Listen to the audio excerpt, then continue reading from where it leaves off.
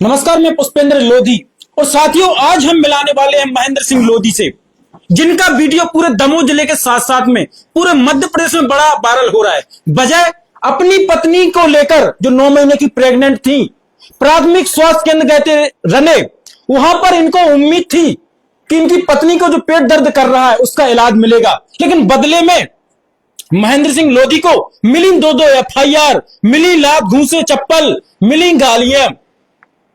तो हम पूरा मामला इन्हीं से सुनेंगे। तो भाई साहब, आपका गांव का नाम बताइए। मोहरा टपरिया है सर, मेरे गांव का नाम पन्ना जिले में। पन्ना जिले में। तो आप रने किस लिए गए थे? रने इलाज के लिए गए थे, मेरी मैडम का 9वां माह चल रहा है। 9 महीने की प्रेग्नेंट है जी। तो आप अस्पताल गए? जी सर। तो अस्पताल में क्या हुआ, कितना बड़ा बवाल खड़ा हो गया? आपके साथ पूरे मध्य प्रदेश की जनता खड़ी हुई दिखाई दे रही है। जी बताइए पूरा मामला कैसे क्या हुआ था?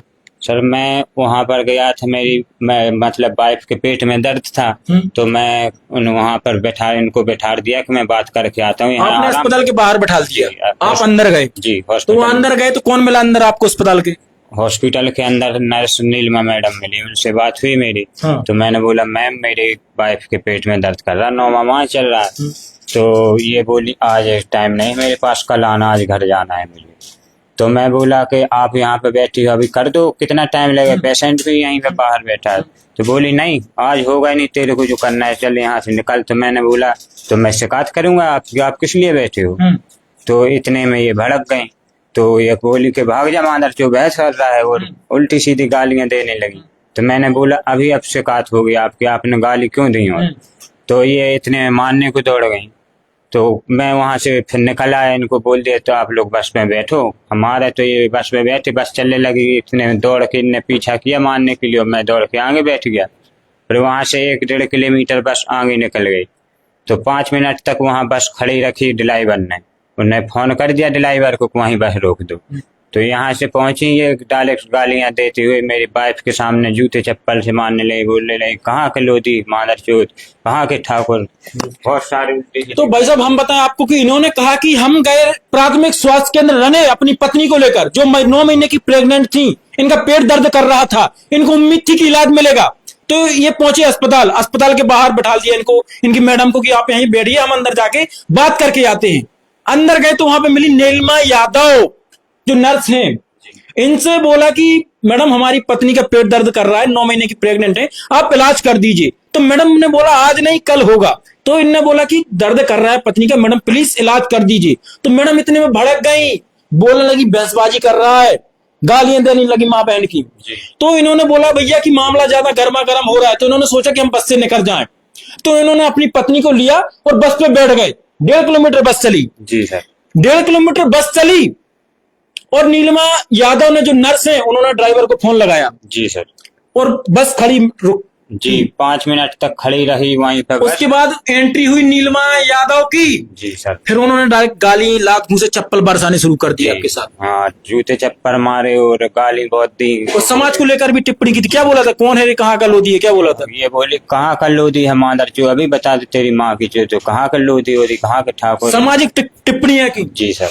मैं इसलिए नहीं ये कवर कर रहा हूं कि मैं सिर्फ लोधी हूं समाज के कारण, बल्कि इनके साथ ऐसा अत्याचार हुआ है साथियों, अगर आप भी वीडियो देखेंगे तो अब भी खून खोल जाएगा आपका। इस तरीके का अत्याचार हुआ इनके साथ। बस में जब वो लात मुंह से मार रही थी, उस समय आपकी पत्नी थी वहां पे? जी सर। पीछे पत्नी पास में बैठी थी? पीछे नहीं, पीछे बैठी। आप कहाँ बैठे थे? मैं आगे बैठ गया था, भागते भागते चलने लगी बस। तो मैंने बोला, मेरे चाचा का लड़का साथ में बैठा था, तो उसको बैठे रहने दिया। जो वीडियो वायरल हो रहा है वो किसने बनाया था?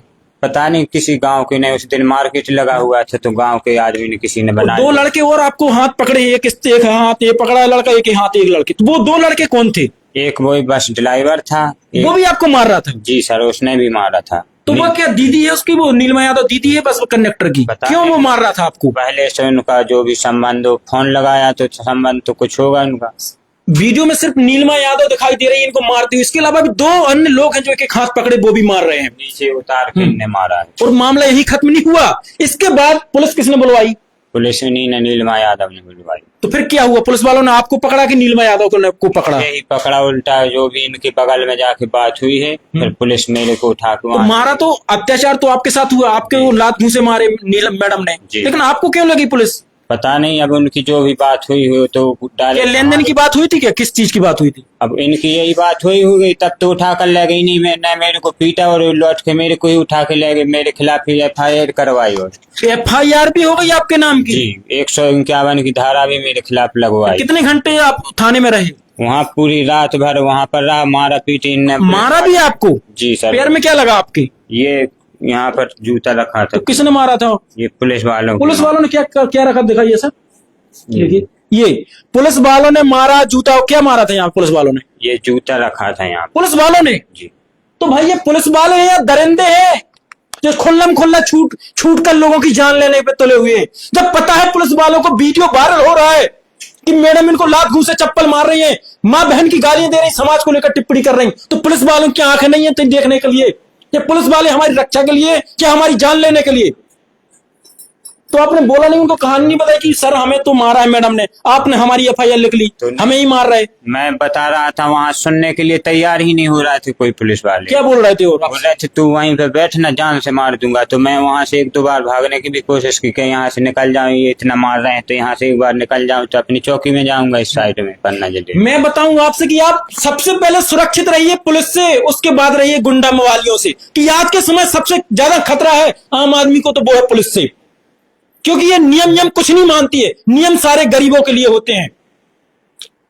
पत्नी के सामने मार पीटी हुई, चप्पले जूते मारे, कौन सा पति है जो अपनी पत्नी के सामने इस तरीके का बर्ताव चाहेगा? इससे ज्यादा एक पति के लिए कौन सी किस तरीके की घटना होगी यार कि पत्नी के सामने इस तरीके से मारा गया? सिर्फ 9 तारीख को इनकी एक FIR हुई, उसके अलावा 12 तारीख को फिर से आपकी FIR हुई। सच बात है?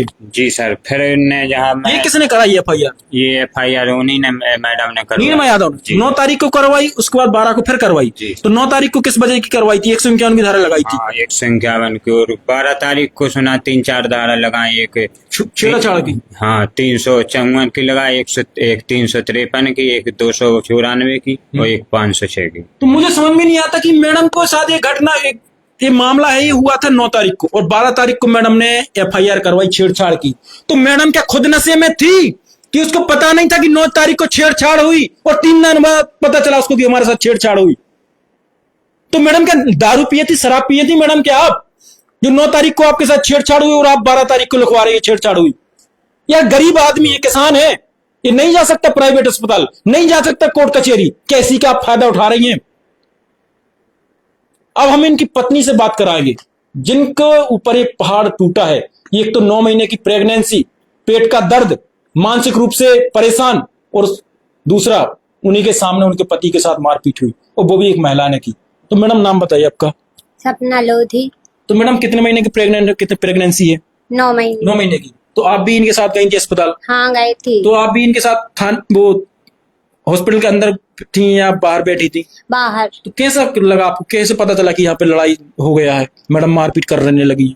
हमको तो बाद में चला पता। आप बाहर बैठी थी अस्पताल की? हाँ। कैसे पता चला आपको? हमको जब बस में बैठ गए थे तो वो बाद में वो रगड़ रही थी इनको। रगड़ रही मतलब कि दौड़ा रही थी इनको? हाँ दौड़ा रही थी। जूते लाई थी और हाथ में। आपको कैसा लगा उस समय?